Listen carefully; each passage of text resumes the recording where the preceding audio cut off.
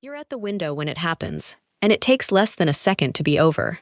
The cardinal is on the tray feeder, head down, working a sunflower seed loose from the shell. It has been coming to this exact spot most mornings for 3 weeks now. The same hour, the same perch on the left rail before it drops down to feed. You've started to expect it the way you expect the coffee maker to finish. You didn't plan to notice it specifically. You just did. Then you move. Just to the sink, just to rinse a cup. Nothing that feels like anything. The wings are already open before you've finished the thought. One motion, no hesitation, gone into the hedgeline before the water even hits the cup. You go back to your coffee. The feeder sits empty for a while. Then a chickadee comes, then a jay. The cardinal doesn't. It won't come back today. You won't understand why for another minute of your life. But it's worth going back to that half second first, and looking at it the way the bird did. It started the way most of these things start, without you deciding anything. Late winter, a cold snap, and one morning there was a cardinal on the rail of the tray feeder when you pulled back the curtain. You didn't think much of it. Cardinals show up. But it was there again the next morning, and the one after that, always the same rail, before you'd finished your first cup. By the second week you'd started timing things around it without noticing. You'd hold off starting the coffee maker until you'd checked the window. You'd look for the flash of red before you looked for anything else outside.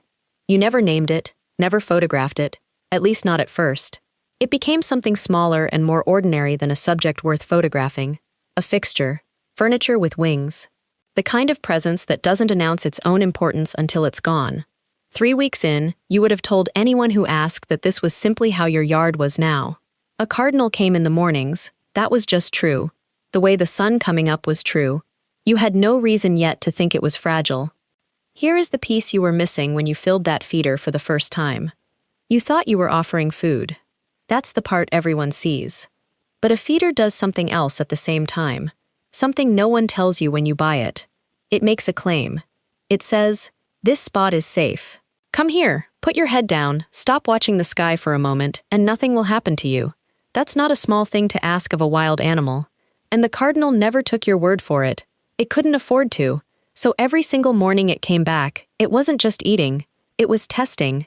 Checking whether the claim still held, whether this particular rail on this particular feeder was still what it seemed to be the day before.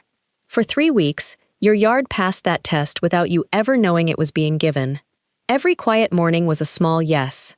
Then came the morning at the sink.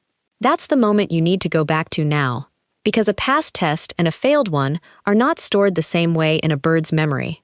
Not even close. Picture it as a ledger, because that's close to how the cardinal's brain actually treats it. 21 mornings of a quiet, uneventful feeder should count for something. In a fair system, they would outweigh one bad moment by a wide margin. But nothing about a wild animal's memory is built to be fair. It's built to keep the animal alive, and those are different design goals entirely. An animal that remembers danger sharply survives longer than one that remembers it only a little. So somewhere in the cardinal's nervous system, that one flush at the sink doesn't get filed next to the 21 calm mornings and averaged out. It gets filed in its own category, weighted heavier, flagged for faster recall the next time this feeder is even considered. This is not the cardinal overreacting. This is the cardinal doing exactly what kept its ancestors alive long enough to have offspring, which means the math you were running in your head, 3 weeks of good behavior surely counts for something, was never the math the bird was running. It was running a different equation, and you had just added a number to the wrong side of it. So go back to the sink. Not from your side of the window this time, from the rail. To feed it all, the cardinal had to do something that doesn't come easily to a prey animal. It had to lower its guard below where it normally sits. Head down, eyes off the tree line, off the fence, off you. That's not laziness.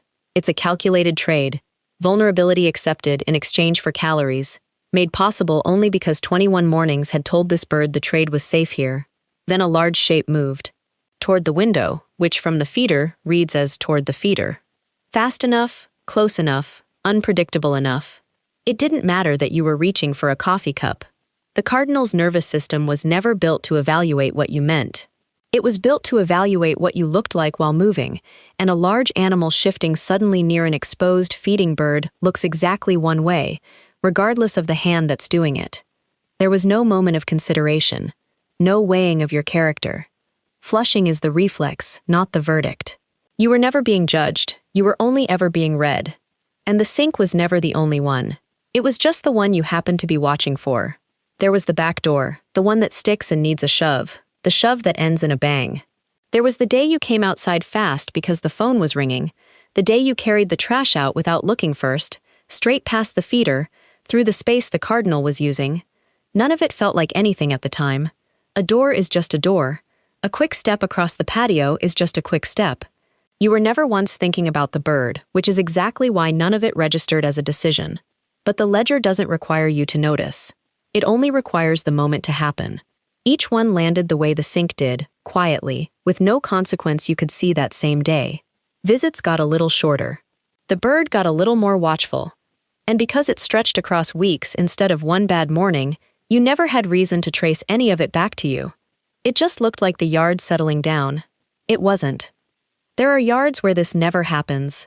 Not because the birds there are different, because the person is. You've probably seen one, even if you didn't know what you were looking at. A yard where the feeder is never empty of activity, where the same cardinal, the same jays, the same chickadees are still there season after season, thick and relaxed and unbothered by the human moving around nearby. The owner will tell you they don't do anything special, they just feed the birds. That's not quite true. What they actually do is smaller than a technique and easy to miss. They check before they step outside. A glance through the window before the door opens. A read of what's happening at the feeder before they decide how to move. Nobody taught them this in a course. They built it by paying attention long enough that the pattern became obvious, and then adjusting without ever framing it as a rule. You can build the same habit.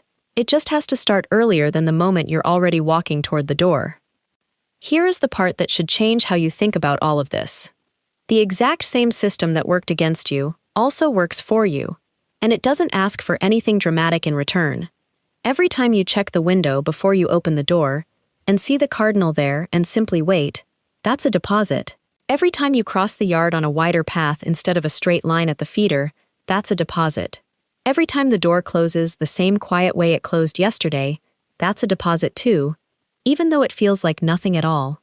None of these moments feel like progress while they're happening.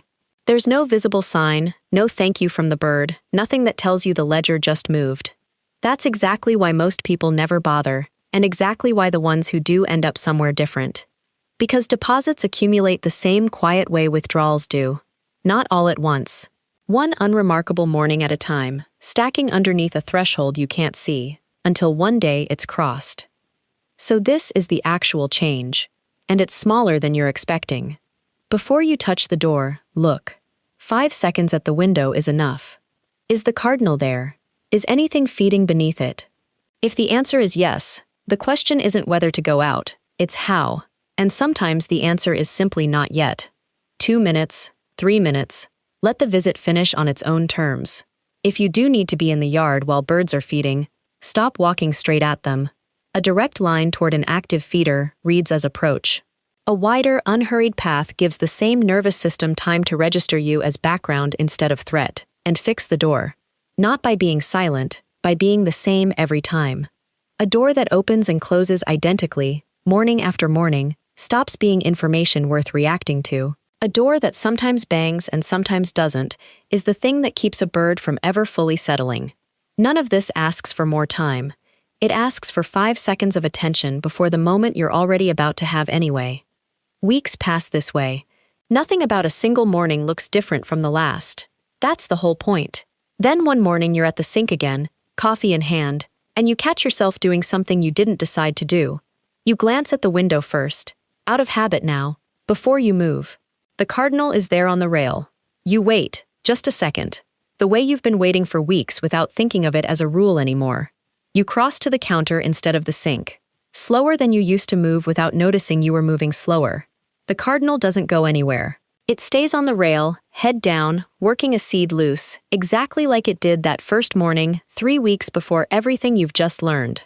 Except this time you're standing 5 feet away, in full view, and nothing about your presence registers as worth leaving for. That's the whole arc, condensed into one unremarkable second at your own kitchen window.